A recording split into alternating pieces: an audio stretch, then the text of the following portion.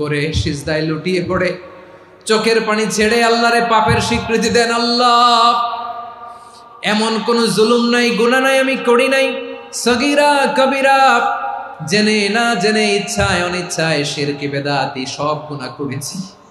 আল্লাহ, আকাশের নিচে জমিনের উপরে আমার চেয়ে বড় গুনাহগার আর কেউ নাই। চোখের পানি ছেড়ে আল্লাহরে বলেন, আল্লাহ, আমি ছাড়া তোমার গোলামের অভাব নাই, তুমি ছাড়া আমার দ্বিতীয় কোনো রব নাই, তুমি ছাড়া তো কেউ আমার গুনাহ ক্ষমা করার নাই, তুমি আমার রব, তুমি আমার সব। বলতে পারবেন? এই তাকরীর আমার পটুয়াখালীর ভাইয়া, এই স্বীকৃতিটা দেখতে আল্লাহ বড্ড ভালোবাসে, কারণ আমরা সবাই গুনাহগার। আমরা সবাই কি? বিশ্বনবী বলেন, কুল্লুকুম খাত্তাউন, বানি আদম, তোমরা সবাই পাপী। সবাই কি? সবাই পাপী। আমরা সবাই পাপী। আপন পাপের বাটখারা দিয়ে অন্যের পাপ মাপি। আমরা যে পাপী এটা ভাবতে মনে চায় না কারো, খালি অন্যের পাপ দেখি আমরা। এটা ভুল। ওর এই পাপ, ও পাপী, ও জালেম, ও জাহান্নামী, এরকম একটা টেন্ডেন্সি। আমার যে কি হালাত এটার খেয়াল নাই। খেয়াল করতে হবে যে আমি সবচেয়ে বড় পাপী, ঠিক কিনা বলেন? পাপ করি নাই এমন কেউ আছি? হ্যাঁ, আছি। কেউ না জানলেও জানে কে আমার পাপের ঘটনা? পৃথিবী না জানুক আমি তো জানি, আমি কি পাপ করেছি। হায় ও আমার কলিজার টুকরা ভাইয়েরা, মাথাটাকে নিচু করে জীবনের সব গুনার ফিরিস্তিগুলো একটা একটা করে স্বীকার করে আল্লাহরে বলেন, আল্লাহ, আমি পাপী।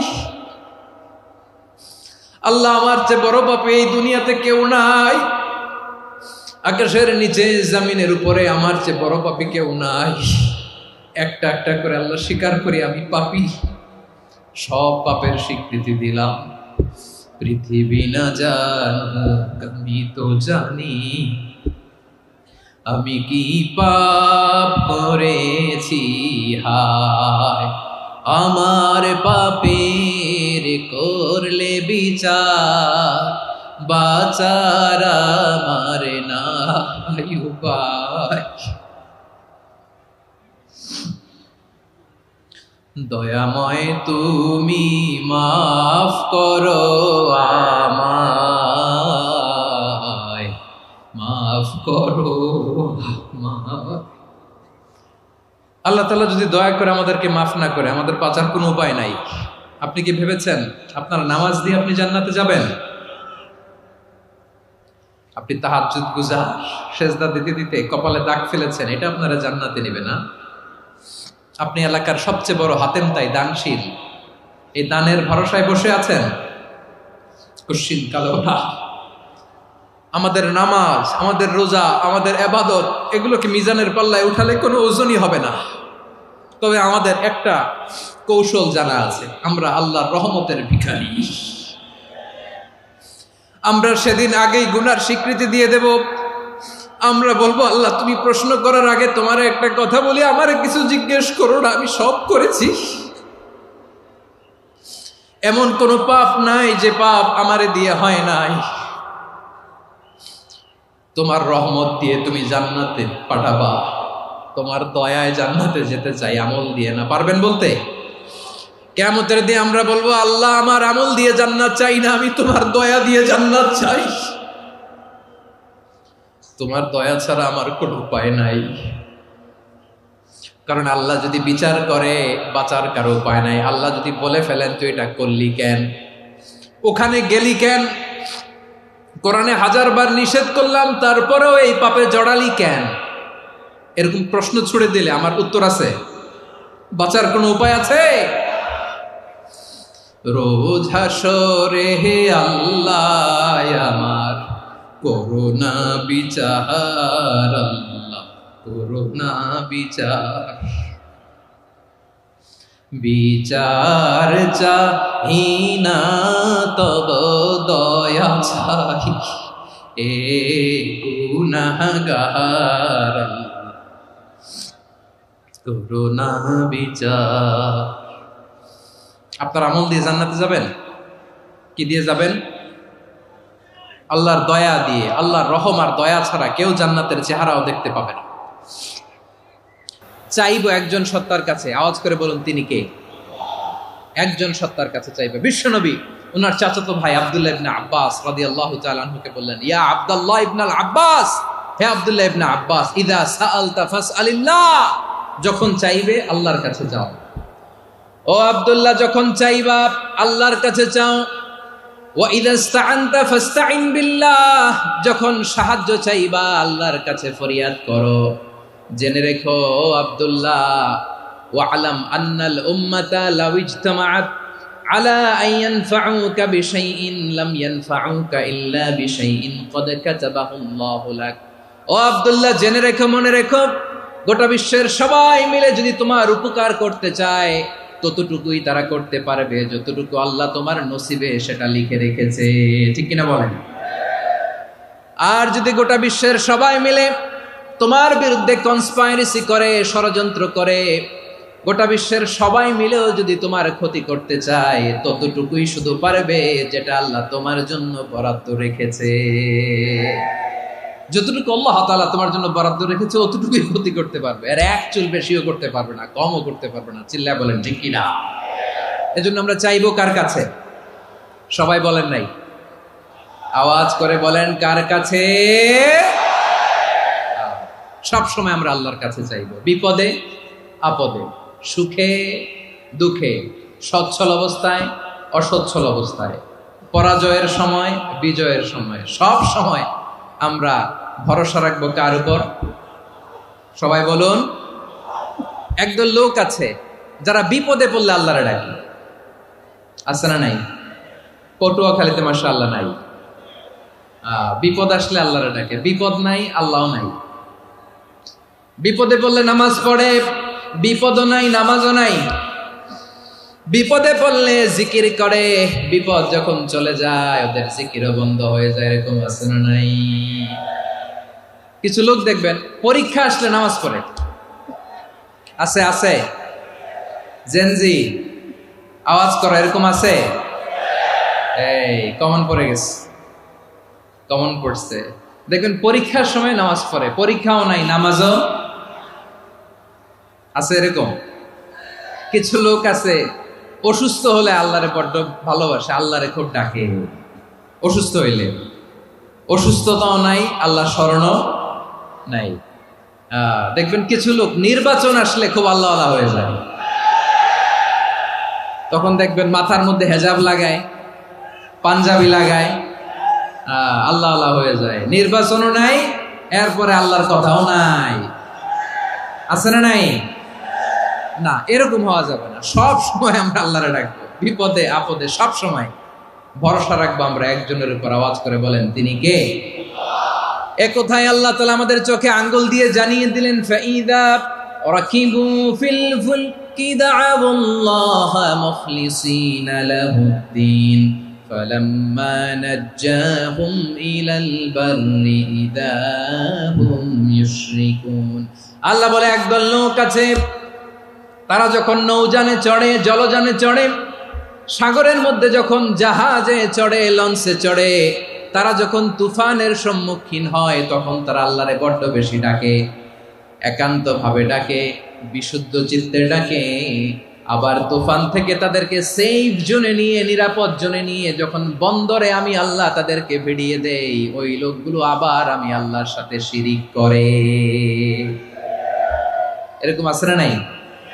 জাহাজে উঠছে, সাগরের মাঝখানে তুফান, ওই সময় দেখবেন আল্লাহ কারে কয়।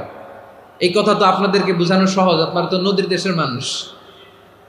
লঞ্চে চড়েন নাই কারা কারা? দেখি, লঞ্চে চড়ছেন? হ্যাঁ, লঞ্চে চড়ে নাই এরকম একজনও নাই এখানে। আচ্ছা, লঞ্চে উঠছেন কে কে? দেখি। মাশাআল্লাহ মাশাআল্লাহ মাশাআল্লাহ, ঠিক আছে, আপনাদের বোঝানো সহজ।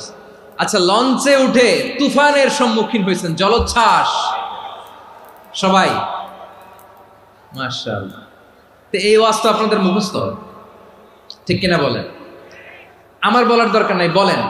মাঝ নদী, তুফান, জলোচ্ছ্বাস, জলের মধ্যে উচ্ছ্বাস, ঢেউ, টর্নেডো, সাইক্লোন, মেঘের ঘনঘটা, পরিবেশ ঘুটঘুটে অন্ধকার, লঞ্চ একবার এদিকে আরেকবার ওইদিকে, ভিতরে কি অবস্থা হয় বলেন তো?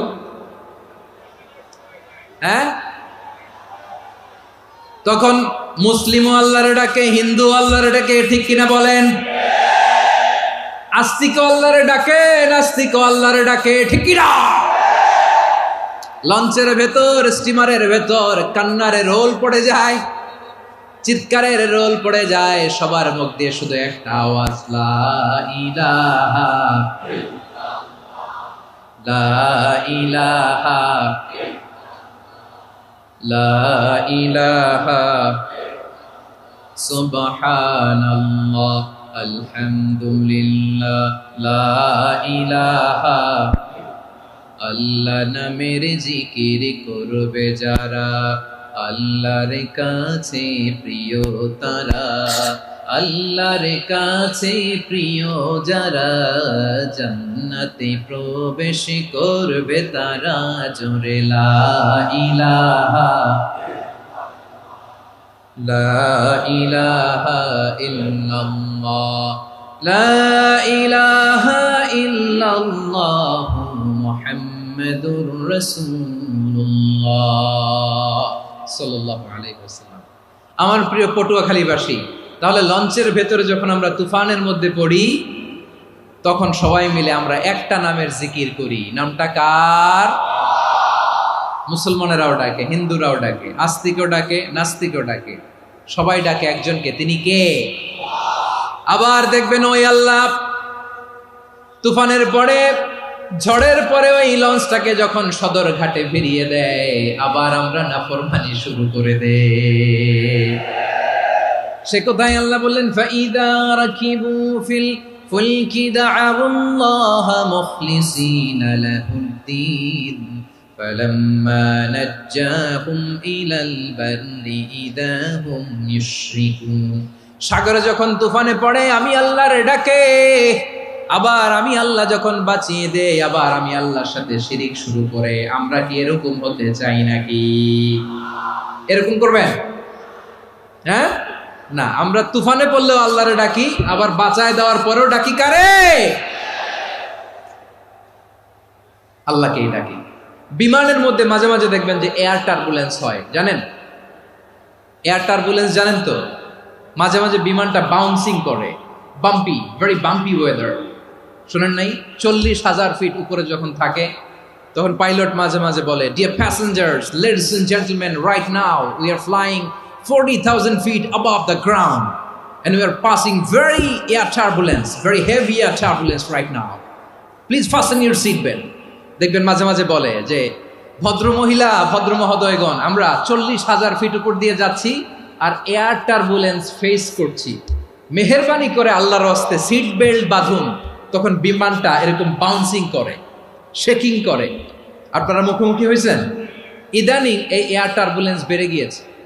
গত বছর আমার ইন্টারন্যাশনাল অনেকগুলো ফ্লাইট ছিল, তো আমি দেখলাম যে আগের ফ্লাইটগুলোর তুলনায় এখন এয়ার টার্বুলেন্স খুব বেশি। আমি একটু রিসার্চ করে দেখলাম, ক্লাইমেট চেঞ্জের কারণে, জলবায়ু পরিবর্তনের কারণে আকাশের বাতাসের মুভমেন্টে পরিবর্তন হয়েছে, ফলে এখন বিমান শেকিং করে বেশি, বাউন্সিং, বাম্পি ওয়েদার। তো বলেন তো, 40,000 ফিট উপরে যখন আপনি, কয় হাজার ফিট? সবাই বলুন কয় হাজার ফিট? 40,000 ফিট উপরে যখন আপনি, তখন যখন বিমানটা এরকম বাউন্সিং করে, সবাই যখন ভমিটিং করে বিমান নষ্ট করে দেয়, বমি করে, তখন বাঁচানোর কে আছে আল্লাহ ছাড়া? কেউ আছে? ওই মুহূর্তেও সবাই মিলে একজনের ডাকে আওয়াজ করে বলেন, তিনি কে? মাঝে মাঝে কিছু সোশ্যাল মিডিয়ায় কিছু ভিডিও পাওয়া যায় যে হেভি যখন এয়ার টার্বুলেন্স হয়, 10 সেকেন্ড 15 সেকেন্ডের কিছু ভিডিও পাওয়া যায়, বিমানটা এরকম বাউন্সিং করছে, বাম্পি ওয়েদার, কাঁপছে, মানুষগুলো বমি করছে, অক্সিজেন মাস্কগুলো সব ঝুলে পড়েছে, বিমানটা শুধু কাঁপছে। তখন দেখবেন বিমানের ভেতরেও এরকম লঞ্চের মতো চিৎকার আছে না নাই?